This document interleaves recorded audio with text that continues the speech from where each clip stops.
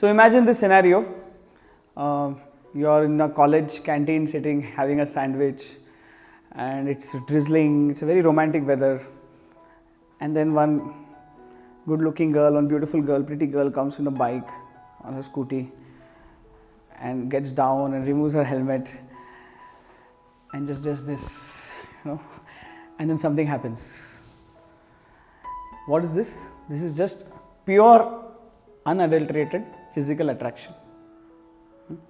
So this is the first type of what you can say love, which is not love actually, but this is how we can get into a relationship. Pure physical attraction, which is normal, which is natural. But here we need a little bit of maturity and wisdom to understand that this is a very, very temporary and short-lived phase. If our relationship is based only on this phase of just physical attraction, it is going to turn up into a disaster. The second type of attraction is attraction for qualities. Oh, he's got such a good sense of humor, he's very, very intelligent, very helpful, very kind, very generous, blah, blah, blah. Whatever it is, if it is the attraction for qualities, here Gurudev Shri Shri Ravi Shankar ji says, if your love is based, if you love someone because of their uniqueness or greatness, then that is third-rate love.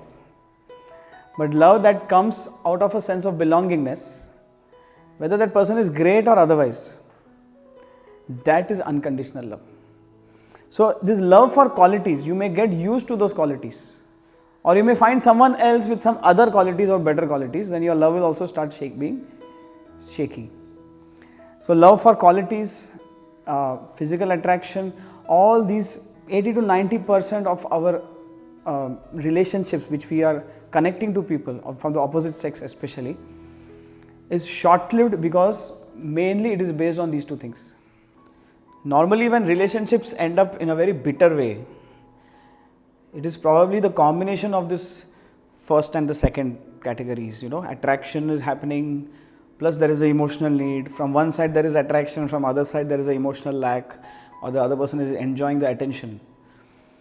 So in this case what happens is the person becomes too sweet, too nice in order to fulfill that person's need.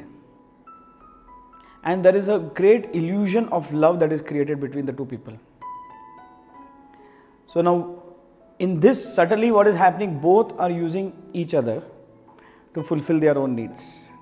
It can be either physical needs or emotional needs or some kind of gratification that you are getting from the other person. In order to get the gratification from the other person, you are going to be extra sweet, extra nice and so artificial.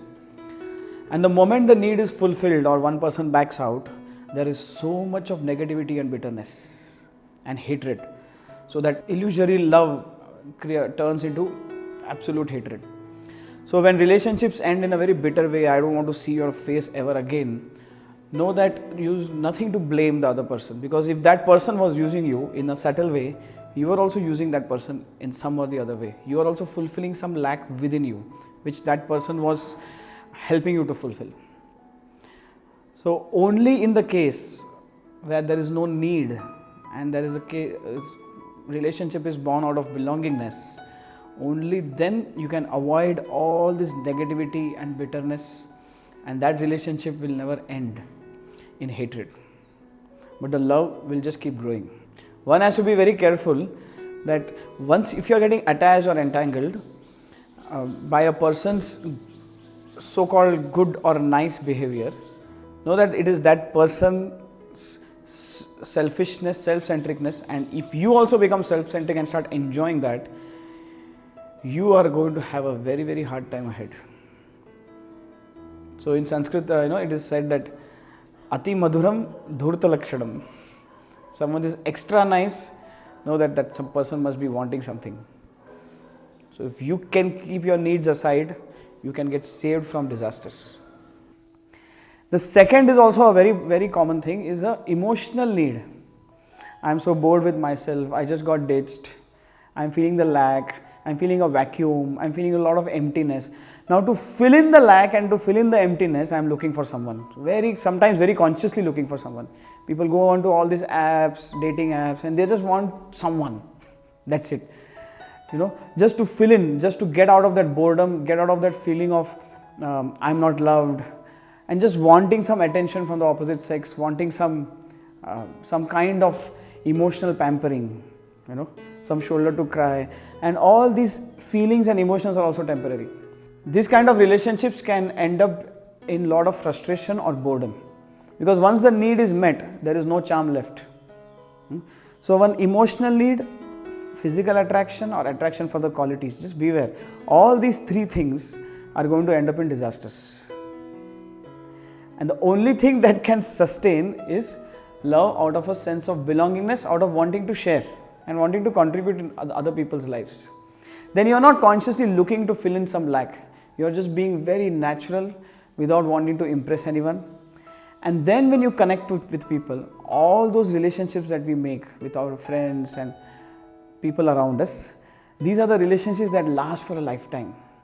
Because they are not coming out of a need, they are not coming out of any greed, and they are not coming out of any attraction. So how do we get to this space where we can connect with people only out of a sense of belongingness and not out of any physical or emotional or intellectual need? This is where meditation again plays a major role. Because when I am so connected with myself and I am centered, when I am so happy with myself, then that is what I share wherever I go. Then the need is eliminated completely, and I am just being very content and happy with myself. That is why the relationships that you make when you are very innocent, when you are a small kid, when you are a small child, those people you meet even now, you can feel such a sense of connectedness with them, because those were the time when you were very innocent, when there was no need, when there was no emotional need, there was no physical attraction. There was a lot of purity in it. And this purity can come back in our life when we connect with ourselves through meditation and service. So we don't get stuck with one person, we don't get entangled with one person, and we don't get obsessed. Then only we can enter the sphere of what we call as true love, when it is only about giving and sharing and not about wanting, demanding and possessing.